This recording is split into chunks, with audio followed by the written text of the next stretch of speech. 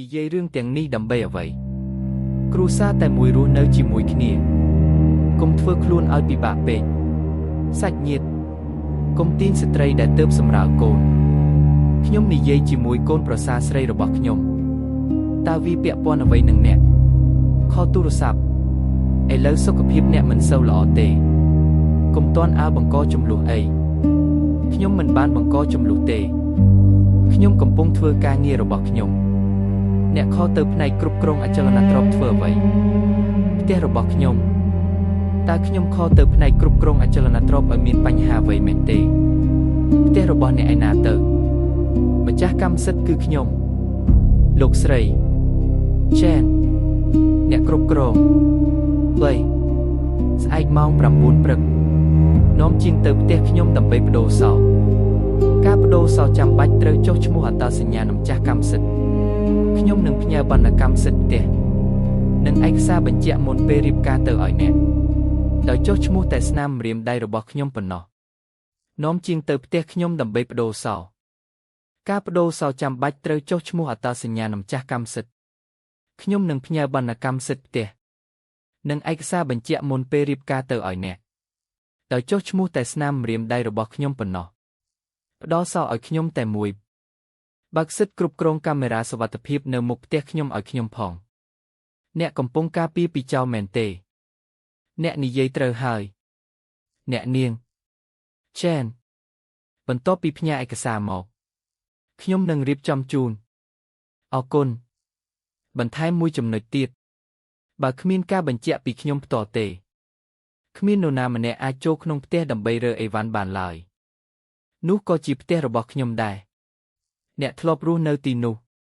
មិនមែនមានន័យថាអ្នកជាម្ចាស់នោះទេខ្ញុំរស់នៅដល់អាយុប៉ុណ្ណេះហើយទើបតែឃើញកូនប្រសារស្រីដែលទើបសម្រាលកូនរួចក៏ដេញគ្រួសារខាងប្តីចេញបែបនេះខ្ញុំក៏ទើបតែឃើញកូនប្រសារស្រីដែលទើបចេញពីបន្ទប់សម្រាលកូនវាស្ដាប់ទៅអាក្រក់ណាស់បើនិយាយម្យ៉ាងទៀតគឺម្ដាយអ្នកឲ្យខ្ញុំស្ពីមុខរបួសទៅនៅថ្ងៃស្អែកដើម្បីបោកខោអាវដាំបាយនិងមើលថែកូនឲ្យប្អូនស្រីអ្នកតើកូនប្រសារផ្ទះណាដែលមិនឆ្លងកាត់រឿងបែបនេះខ្ញុំមិនមែនជាកូនប្រសារផ្ទះណាទេខ្ញុំជាមនុស្សដែលទើបតែសម្រាលកូនរួចសម្រាប់សិនទៅអារម្មណ៍ខ្ញុំឥឡូវនឹងនរណានឹងនរដល់ថ្នាក់ចង់បដូរសោត្រូវហើយតើឪពុកម្ដាយខ្ញុំស្នាក់នៅណានោះជារឿងដែលអ្នកគួរគិតចេញជាយោកុំបង្ខំខ្ញុំកៅសេចេងសាច់ញាតិសូមដកដៃចេញនៅចង់ដេញពួកយើងទៀតខ្ញុំយកទូរស័ព្ទគាត់ហើយមានរឿងអីអ្នកយកទូរស័ព្ទខ្ញុំគឺស្មើនឹងដណ្ដើមរបស់ខ្ញុំម៉ាក់អ្នកលេងដៃសិនទៅខ្ញុំលេងអ្វីឥឡូវនេះនាងត្រូវបានអ្នកតាមចិត្តពេកហើយសម្រាប់បានកូនស្រីមួយនៅហ៊ានធ្វើរកពីដាក់គ្រួសារខាងប្តីទៀតអ្នកនិយាយម្ដងទៀតមើលខ្ញុំនិយាយខុសមែនទេលីលីសម្រាប់បានកូនប្រុសវាមានតម្លៃណាស់កូនស្រីដែលនឹងត្រូវរៀបការចេញទៅថ្ងៃក្រោយនេះអាចយកមកប្រៀបធៀបនឹងគេបានទេសូមប្រយ័ត្នសម្ដីរបស់អ្នកផងខ្ញុំគ្រាន់តែនិយាយរឿងក្នុងផ្ទះប៉ុណ្ណោះនេះជាបន្ទប់សម្រាប់ព្យាបាលរបស់កូនស្រីខ្ញុំមិនមែនជាតិអាហារផ្ទះអ្នកទេម៉ាក់អ្នកកុំនិយាយកូនអីហេតុអ្វីបានជាខ្ញុំនិយាយមិនបានអ្នកកំពុងធ្វើអ្វី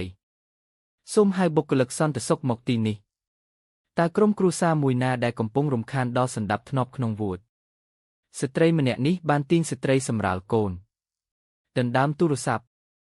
និងប្រើពាក្យសម្ដីបង្កហេតុទៅលើស្ត្រីសម្រាលកូននិងក្រុមគ្រួសារទារកទើបនឹងកើត